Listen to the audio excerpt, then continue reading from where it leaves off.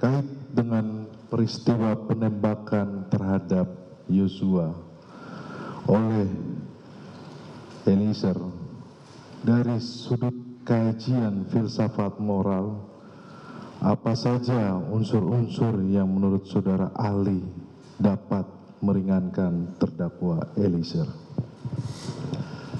Menurut saya yang tentu paling meringankan adalah kedudukan yang memberi perintah itu. Itu bukan ajutannya atau macam itu, tapi orang yang berkedudukan tinggi, yang jelas berhak memberi perintah, yang di dalam, sejauh saya tahu, di dalam kepolisian tentu akan ditaati. Jadi tidak mungkin orang katanya Eliezer itu 24 tahun umurnya, jadi masih muda itu, ya laksanakan, itu budaya laksanakan. Itu adalah unsur yang paling kuat. Yang kedua, tentu keterbatasan situasi, itu situasi yang tegang, yang amat sangat membingungkan. Saya kira semua itu, di mana dia pada saat itu juga harus menentukan laksanakan atau tidak.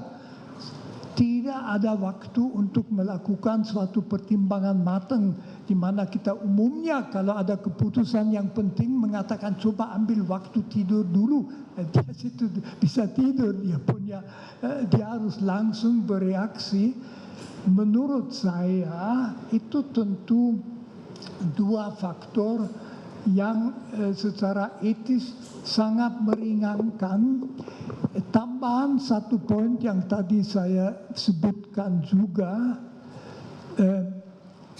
dalam kepolisian seperti di dalam situasi pertempuran militer, dalam kepolisian memang bisa ada situasi di mana atasan memberi perintah tembak. Itu di dalam segala profesi lain tidak ada itu, di mana perintah itu. Jadi bahwa seorang atasan polisi memberi perintah tembak itu tidak total, sama sekali nggak masuk akal. Kalau ketua sekolah tinggi filsafat Driakara tersinggung berat menyuruh saya punya pistol, saya tidak punya, menembak, ya jelas saya ke masa. Tapi di polisi itu lain, karena atasannya dia dalam situasi tertentu bisa memberikan. Berarti juga bahwa resistensi di dalam yang menerima perintah itu lebih lemah, karena dia tahu itu kadang-kadang mungkin. Ini jawaban saya.